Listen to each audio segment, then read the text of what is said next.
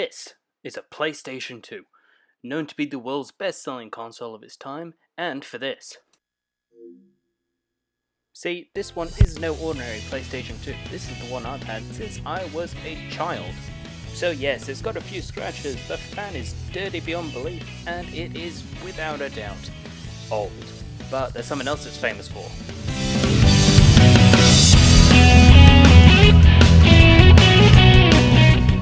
That's right, today we are looking at 2003's Sonic Heroes.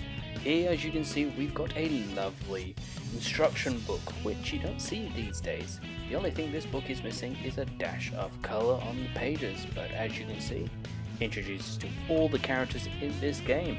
It's definitely something you don't see in games these days. A lot of them don't even come with instruction manuals.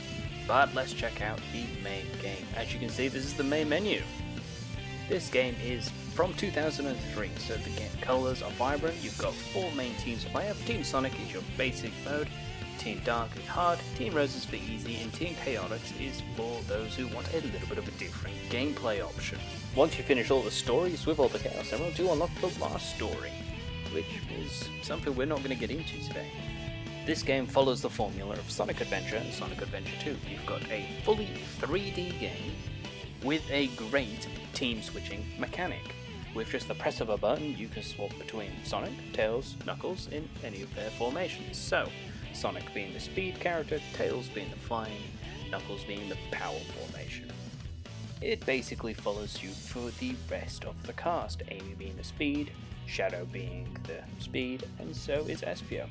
The whole premise of this game, just like the gameplay here, is to get all 3 working in unison.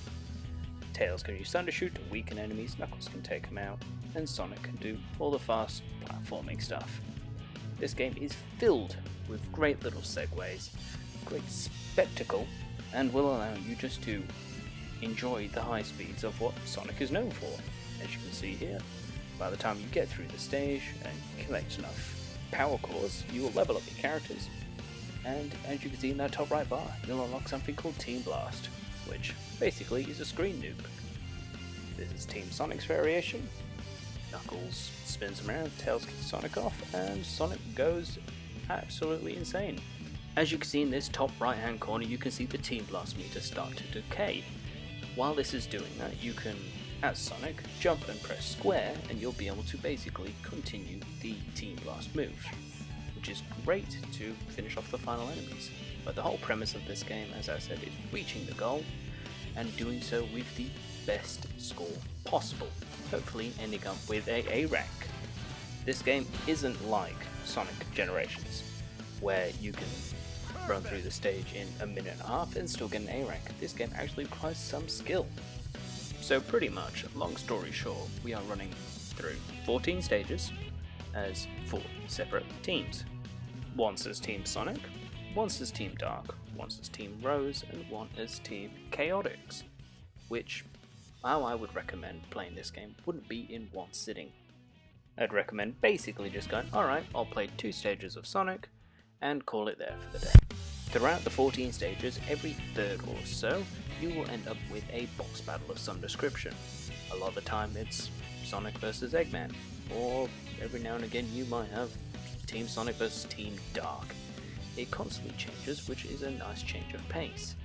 As you can see here, it is relatively easy to take Eggman out. You can just put on Knuckles and wail on him until he gives up. One aspect I absolutely adore about this game is the fact all the characters talk to each other throughout the stage. You'll have Sonic and Shadow commenting on how easy these robots are to destroy. You'll have Tails constantly saying, oh, how are we going to get through here? This sort of stuff is just great for world building.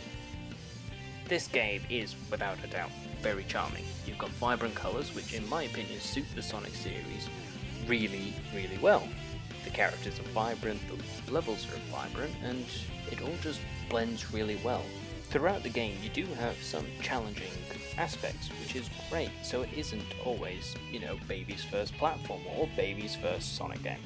Some of the challenge comes from some of the combat areas, which can be a bit of a breeze if you're high level, but still, It's not over the top, it allows you to still keep moving forward, which in my opinion is one of the most important aspects of a Sonic game, is constantly moving forward and having fun doing so. And it definitely is easier to have fun with a game like this when all the characters control pretty much the exact same.